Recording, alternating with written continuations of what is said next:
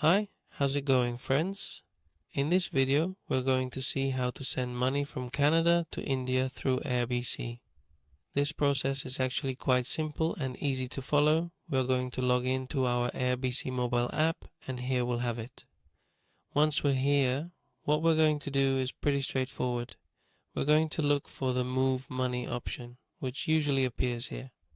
We'll click on this option, and when we do, we'll look for the International Transfer option, which is this one right here. We click on it, and once we do, we'll see certain details here, like, for example, that we have a limit, okay? Here we have the option to choose. In this option here, we select which account we're going to use to send the money. Here we have to choose which account or to whom we're going to send the money, and we need to select the reason.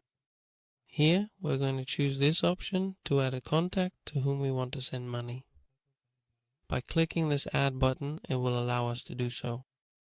Here we will need to enter the details of the person who will receive the money.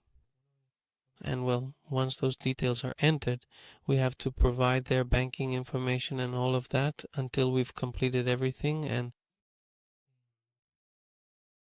then we'll be able to send the money without any problems.